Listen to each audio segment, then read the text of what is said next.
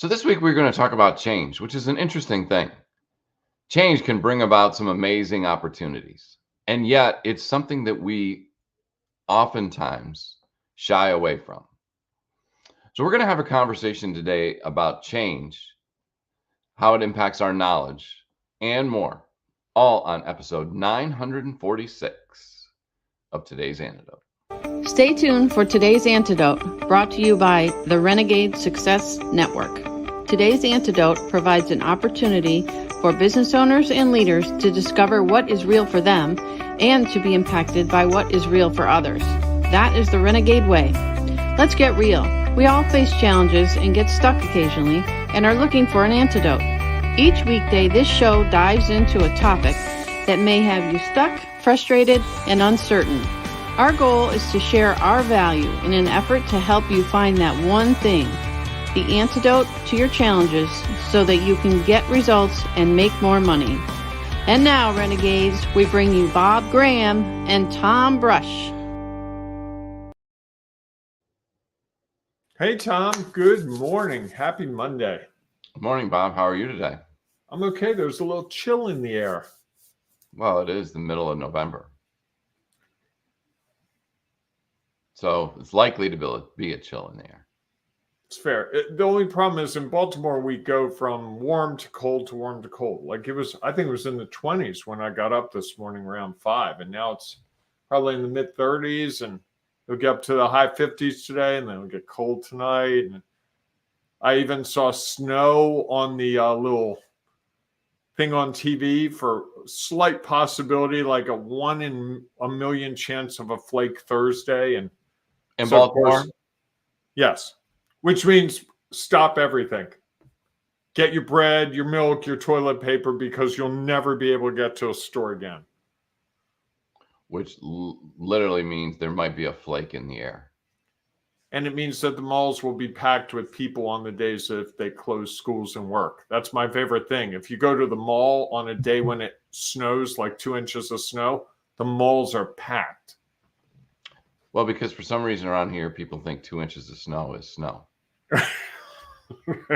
Talk about it, perspective. Yes. Or knowledge. And the change. For a couple of weeks. You know, we're talking about change. And I can remember probably in my lifetime, maybe 10 times when we've got significant snow. Like I remember there was one year, I want to say maybe 82, 83. I think it was my senior year of high school. And it snowed maybe a foot. And then a couple of days later, it snowed 1.5 feet more. And I remember trying to shovel the second batch of snow off of the driveway. And there wasn't a place to put it because all the snow was there. And we just don't get that in Baltimore. Now, I know you're from northern New York, where 2.5 feet of snow is a Tuesday at 9 a.m. probably. And that doesn't build up that much. When you said shoveling and finding a place to put it, I said 2.5 feet. Okay. Try 10 over a week. Can't imagine. The snow piles are a little bit higher. But they also allow them to, they don't plow the streets, right? So you drive on the snow, which to me is better than the Baltimore strategy, which is let's plow the snow so it can ice over all night and get icy. And if you gave me a choice of driving on ice or snow you can drive on. Ice, you lose. Yeah, typically. And for the people in Florida, you're just enjoying this and going, hey, it's 72 degrees and sunny. Although I'm supposed to be down there this weekend, and I looked at the forecast and it's rain 3 days.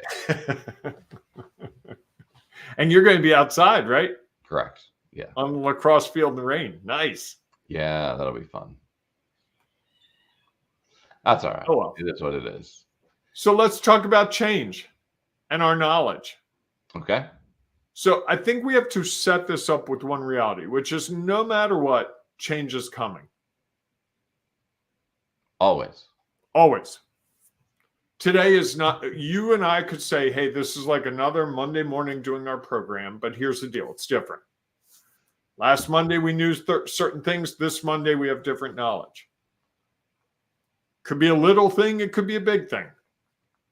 mean, I can think of a fairly big thing I discovered yesterday just in the course of going through my day. That helpful to know. I also learned that the Ravens can't hold a lead. And, that's a big piece of knowledge that I'll carry on for the rest of the season. Probably. You and a few other people. That's right. So, I think when we talk about our knowledge regarding change, I see it two different ways. One way is we have different knowledge as we go forward, if we choose to employ it and think about it. Think about I'd ask the question, what did you learn in the last week that you didn't know a week ago? And I don't think we think about those things as much, and that can inform how we go forward. The other thing is the knowledge, as I said, kind of cavalierly, the knowledge that change is coming. I saw a saying last week that said, nothing is permanent. And I never realized that to the level I have in the last couple months, where it's like, this could be a really lousy situation. It will change. This could be a great situation. It will change. And every other situation. Funny thing about using those two words, lousy and great. Here we go, folks. Kind of defines. It's 6 minutes into our program, and we're gonna get the adjective speech. Those of you with your bingo cards, pull. Well, if you think about it, if change is always happening and we don't define it, clarify it with an adjective, it's just change. And it doesn't seem so impactful. When we start throwing adjectives in, now it has a very different feeling around it. And so I think that's one of the reasons it's so challenging. We have, as you said, we have change happening all the time. And even though we may not recognize it, we don't stress about it. Usually. Fair? I stress about change all the time. I don't know about you. Well, think about all the change. Have you not spent 946 days with me now? Yes, and think about, though, that all the things that happen that impact you, that changes who you are. You read something that is new knowledge. That is change. Doesn't mean that because you're kind of like, oh wow, that's interesting. Didn't know that. Now I know it. Not that big a deal, maybe. Yet when we whoa. If you're gonna play the adjective game, you can't say not that big a deal. Doesn't work both ways. Now you're pulling adjectives out.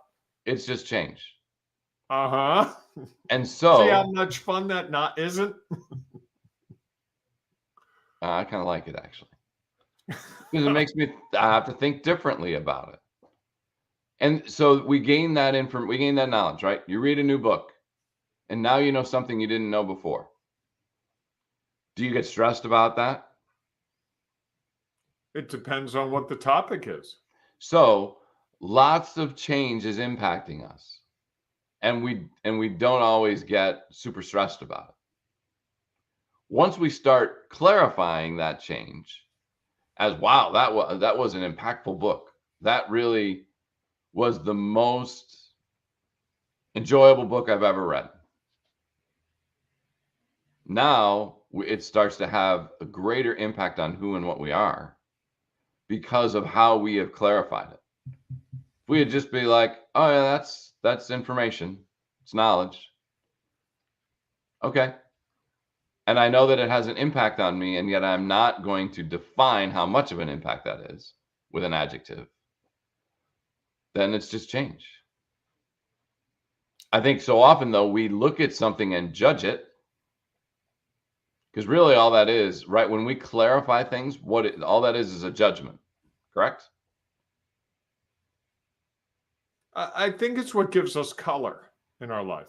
I was thinking about this a lot over the weekend, this whole idea of adjectives, and a life without adjectives the change in life would be very boring if I didn't have adjectives. So I'm looking outside right now and I can see the sun coming up and it's hitting beautiful orange trees. Yes, beautiful.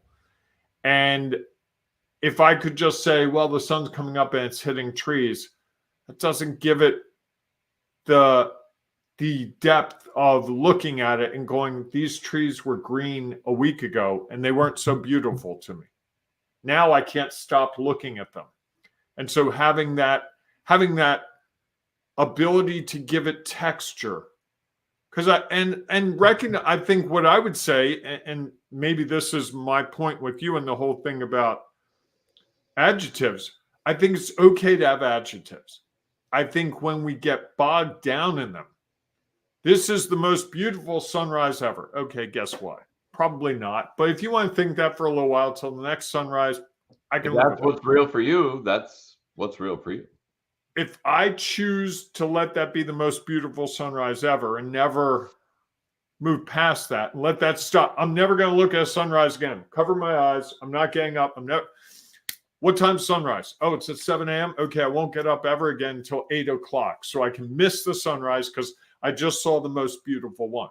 When we get stuck in that way, or conversely, that was the worst sunrise ever. I'm never going to look at a sunrise again. Or that was the worst sales presentation. Or I did the worst teaching thing. Or I wrote the worst email ever. So I'm never going to write an email. Or I bought Facebook ads over the weekend and I got no sales and I'm never going to do it again. I don't think the problem is with adjectives, Tom. I think it's with our getting bogged down with them and using them to define things long term. I'm never going to go to that trade show again because I didn't get one lead. I'm never going to call a person who lives in Wisconsin because they're really mean. That's what I think the issue is. It's not that we have adjectives. I think we have to use adjectives. I think we have to define the change and we have to give it some sort of categorization, some sort of way to describe it, or else, I'm sorry, but I don't want to live in a world that's just change. Hey, guess what? Yeah, it's Monday, had some change today. Oh, it's Tuesday, had some change today. Oh, what happened, Bob? You couldn't even say things without adjectives as much as you try.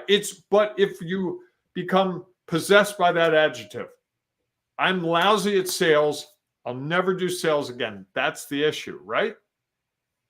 I think it's part of it. I think, well, here's the challenge. As soon as we use adjectives, we're judging things, which I guess is fair. And I think one of the challenges is it's difficult to move away from that because that's all we've known. We've always known that, which is why change is challenging, because our knowledge base is that we want to define and clarify, judge everything based on our knowledge, experience, and perspective. And so because of that long-term built up of knowledge and all those English classes where, oh, that sentence is boring because you put no adjectives in it. There's no color to your sentence because there's no adjectives. Those are all judgments. And so we are so conditioned to, that was the best game ever. It was the worst game ever. The Ravens game, that was absolutely horrible. Well, it depends. If somebody's there just to have entertainment, sounds like they scored a lot of points, so there was a lot of activity. Some people might have been like, that was a really enjoyable game. Really liked that game. And somebody else would be like, it was horrible.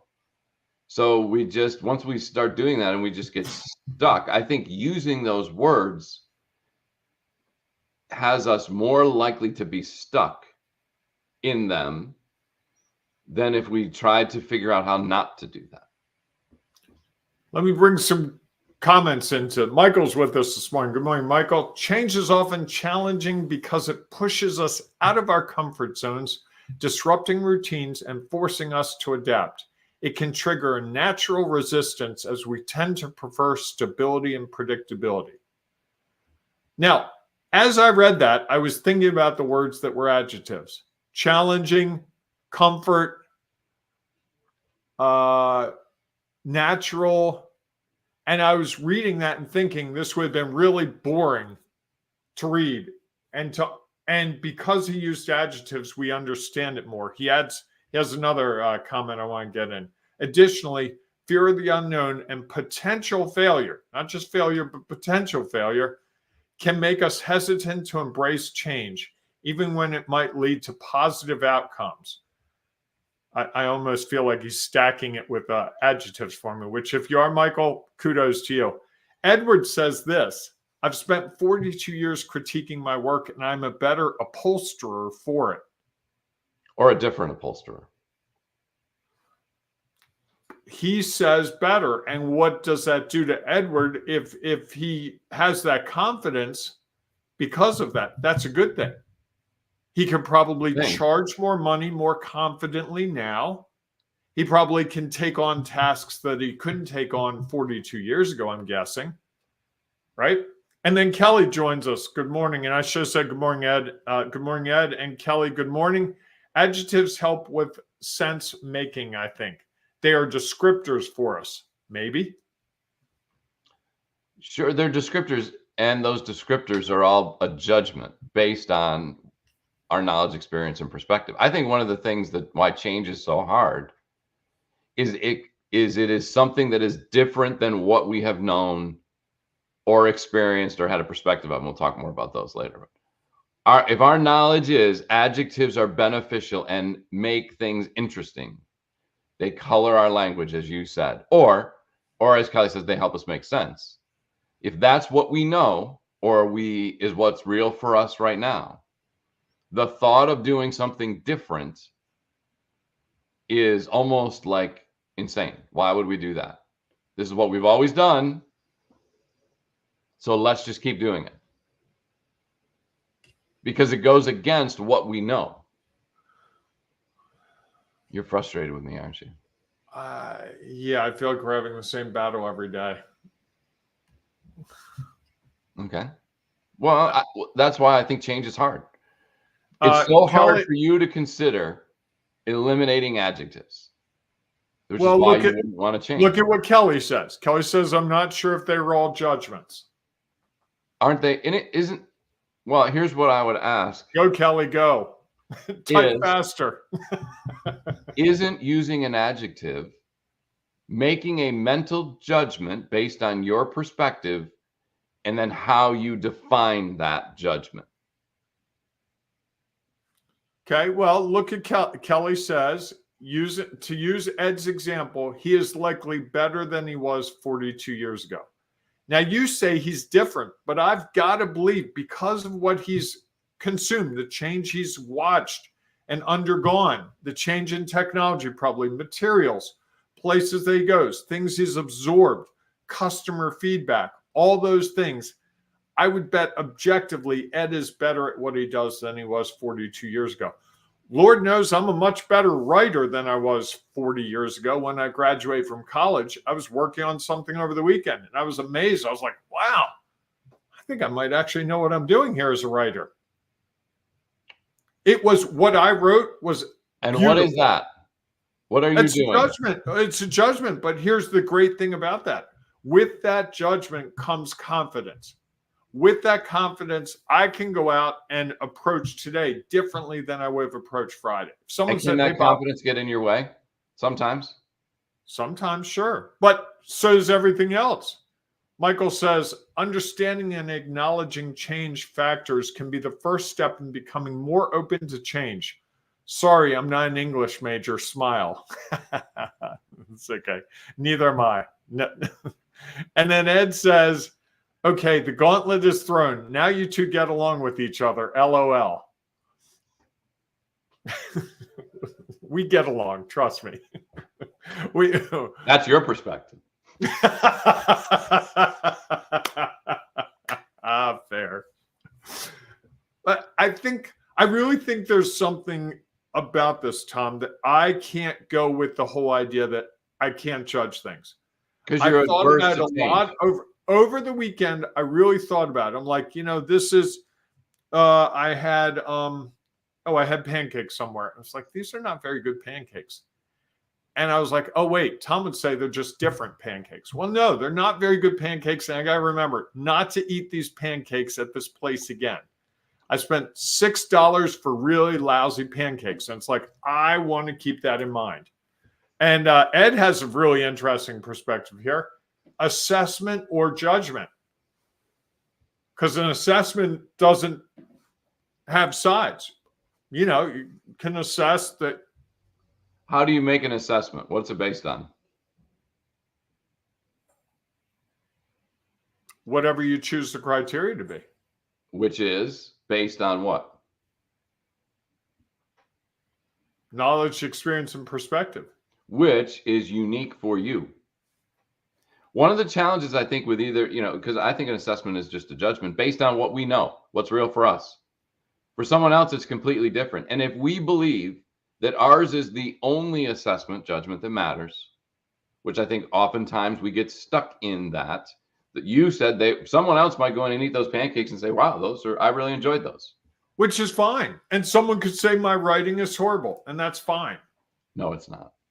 Yes, it is. That's not words of affirmation. No, that it's fine if someone said that about your writing. Because that is clearly not words of affirmation.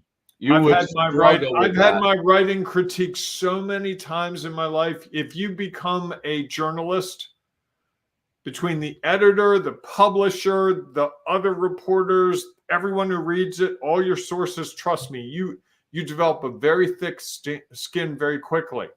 And some days someone will tell you, hey, what you wrote is really great. And the other person will say it's the worst story in the world. You just go, okay, you're entitled to your opinion. And there were stories that people would say that I wrote that I would be like, wow, that was a really good story on the front page. Often the story that I thought was a good story wasn't the way it was written.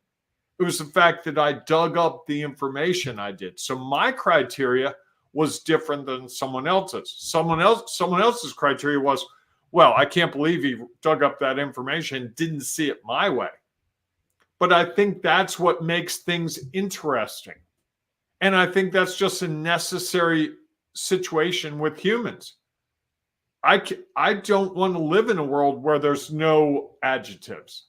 First of all, I don't think I can. I don't think we can do this program. I don't think you can write a book.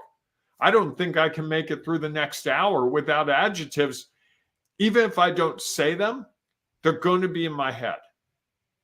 I don't think we can get away from them. So I would challenge you to, instead of talking about different, saying, okay, it's okay to have adjectives, but Bob, if you think that's the best piece you've ever written, celebrate that for 15 minutes and then get on with your life. And you might not actually believe that again. Kelly's got a couple of comments here. Assessments can be based on things that are present versus not present. An assessment of the quarterback is the quarterback completes 50% of their passes when over 20 yards. Okay. Mm-hmm. Then she says, I think this is more about why can't I speak now? This is more about perspective versus judgment.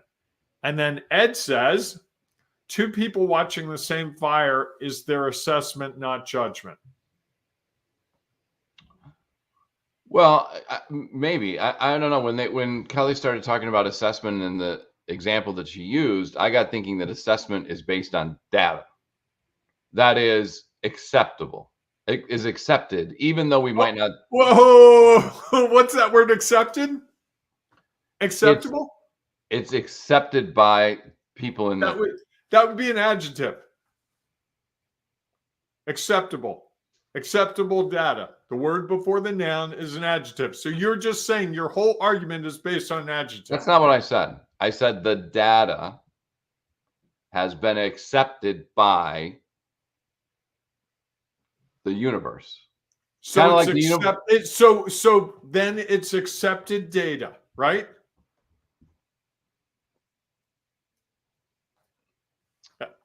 Yes. Okay. Yes. If it's accepted data, then the accepted is an adjective. I'm being serious here. It really, this is the problem.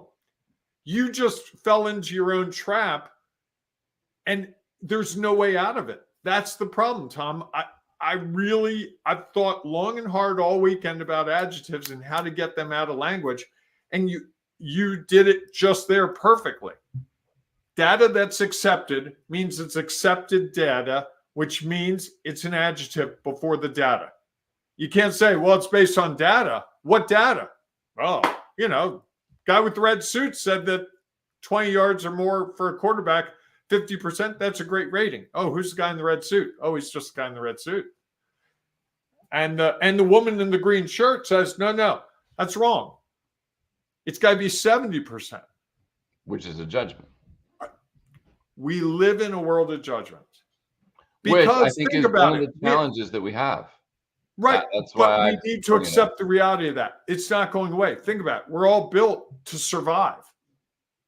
Survival is we're making judgments every second. Every single time you see a new person, is that person going to kill me or not? That's embedded in you from the very day you're born. That's the instinct. If people in your family, if your generations going way back didn't do that, you wouldn't be here today. Because someone would have said, oh, I don't want to judge that person coming at me with a sword. Oh, whoops, now I'm dead. There goes the brush line. Oh, Ed's got a bell ringer with all capital letters. I don't know what the bell ringer is, but boy, I want to know.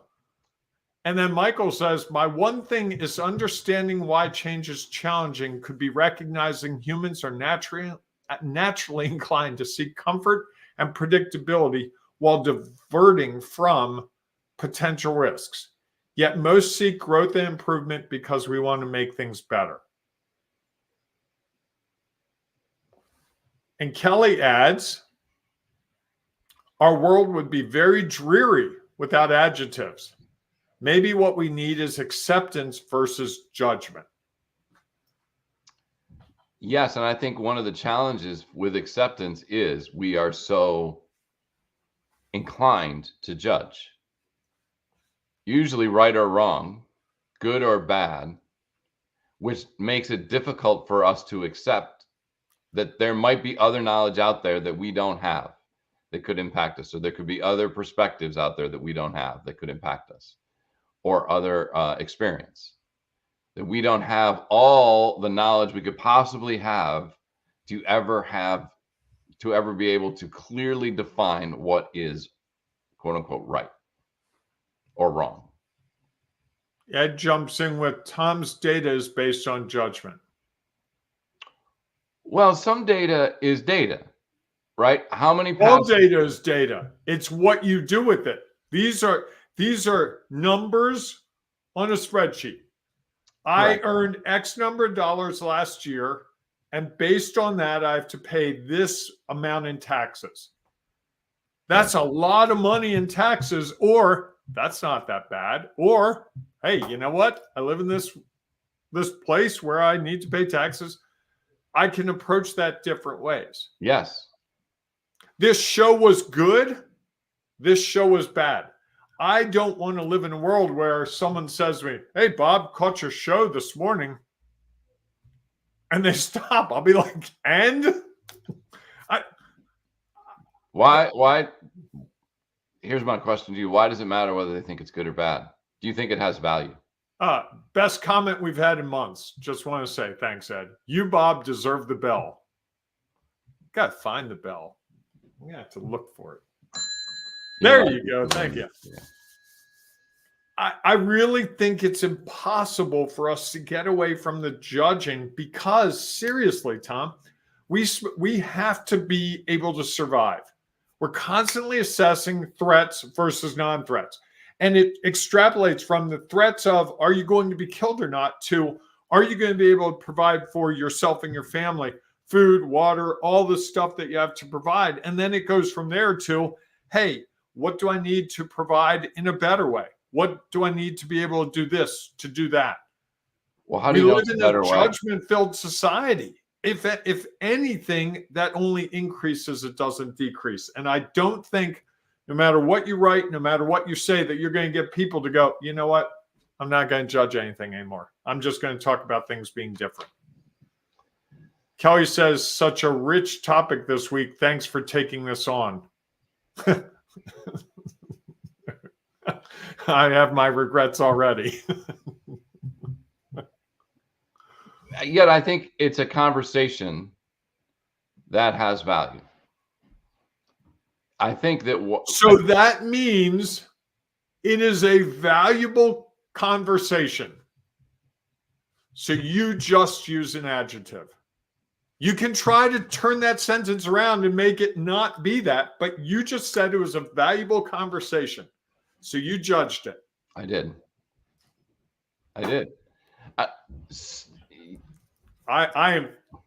I want to go do a victory lap so badly right now. Ding, ding, Bob. Tom, I really spent a lot of time over the weekend playing through this because it's been bothering me increasingly day after day, week after week, because your definition of just, oh, it's different. I don't want to live in that world. You know, I thought about it. I listened to one of the episodes and you would say, well, it's just different. It's just different. I'm like, this is boring. I don't want it. No adjectives. So you can't say that your daughter is beautiful, that her wedding was beautiful. It was just a wedding. You walked her down the aisle. What a lovely experience. Yeah, I just walked her down the aisle. You know, oh, was it beautiful? Was it nice? Was it enchanting? Was it the highlight of? No, it was just different than any other time I've walked down a church aisle. Okay, let me know how that works. How was the daddy-daughter dance at the wedding? Oh, it was different. Different than what? Oh, different than all the other dances I've had. Oh, really? How? Well, it was just different. No, it was a beautiful moment with the father and daughter. Everyone cried. They all clapped. They're like, oh, look at that. That's so nice. Tom and his daughter together. Oh, it's so sweet. No, not Tom. Tom's like, very stoic. It's just different. Yep, I danced. Oh, did you dance slow or fast? Oh, I just danced. Oh, was the song good or bad? No. Was it old or new? No. Just different. Yeah, let me know how that goes. And by the way, you're not going to send a Christmas card this year because they have adjectives. I looked. You're not going to send a birthday card. And you can't tell me happy birthday in December. Birthday, Bob. Oh, thanks, Tom. That was really great. Appreciate that sentiment. I could say enjoy your birthday. And then you'd ask me the next day, how was your birthday, Bob? Oh, it's different. You could say I enjoyed it. That's an adjective. It was enjoyable. My birthday was enjoyable. I had an enjoyable birthday, therefore it's an adjective. So you've got about 34 days till my birthday to figure out how you can say to me happy birthday without saying happy birthday. And if you come on this program and go, birthday, Bob, I think people are going to be like, okay, Tom, how's that work for you? Thanks for those kind words, Tom. Oh, wait, thanks for those words. Oh, wait, never mind. Thanks for that word.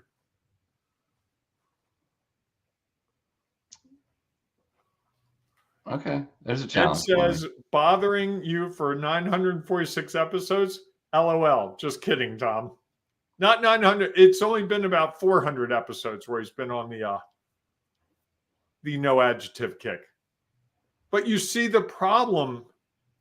And Steven says, do I have to refollow you or something? I didn't get notified again where you were at. I don't know the answer to that, Steven. I know it's a source of frustration. But you see the challenge. And all kidding aside, you've fallen into the trap at least twice. And the best argument I've got is now you're going to go around wishing people birthday. Birthday, Bob. Birthday, Kelly. Oh, hey, Ed, I heard it's your birthday. Birthday. How was your birthday, Ed? I'd love for Ed to have his birthday and come on the program next day and be like, Tom, yeah, it was different. And by the way, just so you know, Tom, difference in adjective too. I had a different birthday.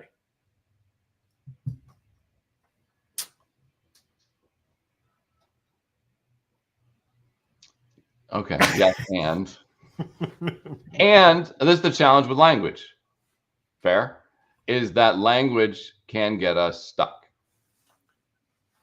that's the part of this that I think you should be focusing on, not the idea that we have adjectives. The idea is that you use the adjective and it becomes definitive. This was the best. I had a beverage over the weekend, 2, and I said they were among the best at 2 different places. Okay, so if I've hit the best, why ever drink again? Right. Why would I ever do it again? Unless I go to that it's like same when place. Elf goes in and says to the guys that it's the best, they had the world's best coffee. Congratulations. Right. In Elf mind, he's thinking this is the best coffee until he goes down the street in New York and sees another place with the world's best coffee. Correct. If we think about those adjectives as temporary, not permanent, I think that's what you're really getting at. I think that's a discussion to have. And that's a shift that we could have. Bob, you just said that you had the best Sunday you've had in the last 5 years. Okay. Don't let that stop you from having other Sundays. Don't let that mean that you can't have a great Sunday.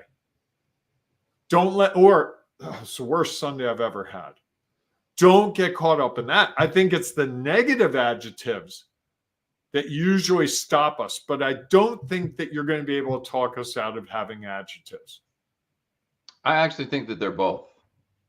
Your quote unquote negative and quote unquote positive are the positive ones can be as detrimental, I think, as the negative, which is why, I think thinking about trying to avoid them helps you figure out how to move forward. But you see the challenge of avoiding them. Sure. So hey, Bob, have a happy birthday. Okay, great. Thanks. Was your birthday a happy birthday? No, it really wasn't. It was a lousy day. Just, things just didn't go well. I had some trouble with my car. Okay. Hey, do me a favor, Bob. Next time your birthday comes up, don't focus solely on what happened last year. I don't want to have my birthday again because I'm going to have car trouble and it cost me $400. I think that's what you're really getting at is we need to acknowledge that the adjectives are temporary. That would be my one thing today. When we talk about change in our knowledge, that knowledge changes as much as change changes. And if we can't acknowledge that, then we're set with, this is my fixed view of the world. Steven says, I bet it matters. This is your consistent. If you have a different style, that's your style to be consistent. Okay.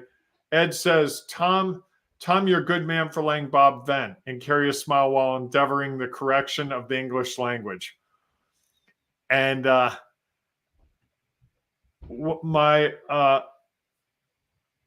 Steven's my one thing is that experimenting with Grab Grammarly Premium is a good deal if you try it. Okay, that's good to know.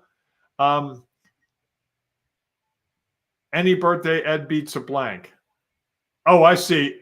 Any birthday beats not having a birthday. Yeah. So by that definition, no matter what, it's a good birthday, a happy birthday, because he's gone around the world one more time. No matter what, it's a birthday. And the fact that you had one might be something to celebrate.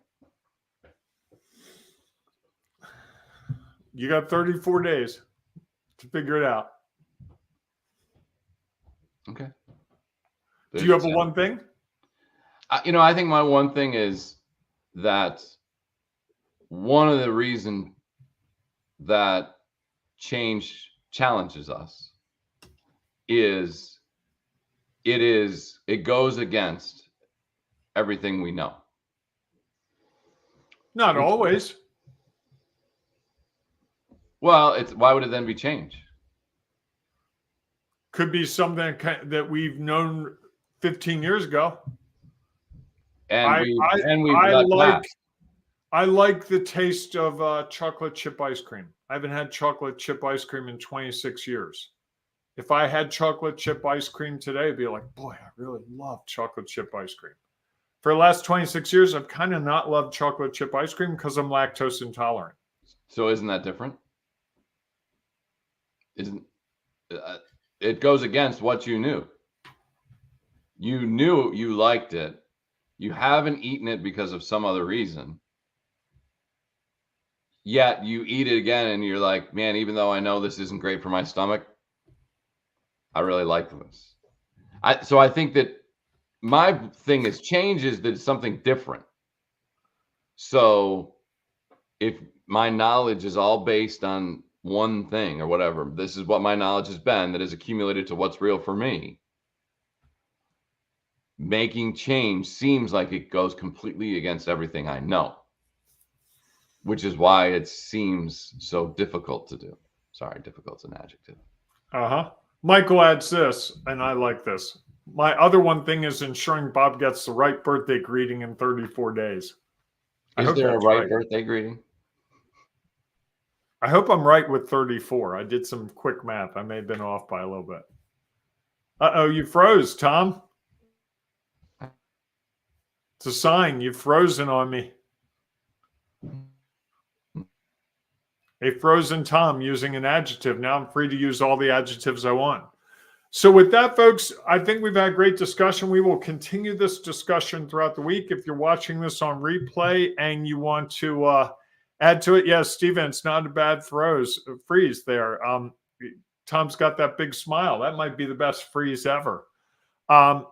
If you want to join the discussion, put it in the comments, even on replay. We'd love to see your comments. If you're watching, or I'm sorry, you can't watch, but if you're listening to the podcast, hey, guess what? You can go to our Sculpture what? Tom, what is it? I'm having a blank. Sculpture what? Sculpt your business from chaos and confusion to confidence. That's it. Thank you. There you go. You can go there to our group on Facebook and you can add your comments there and see a whole bunch of other people who are trying to find their way through each day as leaders, as business owners. And we will be back tomorrow morning for another episode of Today's Antidote, where we will continue this discussion because I think I've got Tom scratching his head today. Yeah, we'll see. All right, everyone, go out and enjoy your day. We will see. In other words, have an enjoyable day. I didn't say that. You turned that around. But that's what it is. If you say that a different way, it's have an enjoyable day. Saying it a different way. I didn't say it that way. I didn't use it as an adjective. I just said go out and enjoy your day. Used it as a verb, to enjoy. Correct? Which means you want them to have an enjoyable day. I want them to go out and enjoy their day. Doesn't mean it's going to be enjoyable. You can enjoy things that aren't enjoyable, correct? Yes, I have 42 minutes and 56 seconds of that to attest to. Hey, whatever you do, folks, embrace the renegating you. It's worth it. Whether you use adjectives or not, embrace the renegating you. All right, everyone. We will be back, as Bob said, tomorrow morning. Go out and enjoy your day. Again, don't make it enjoyable. Just enjoy it with what is real, what happens. There might even be some change that's going to happen that you can be okay with. All right. We will see you tomorrow morning, 7 a.m.-ish Eastern time for our next episode of Today's Antidote.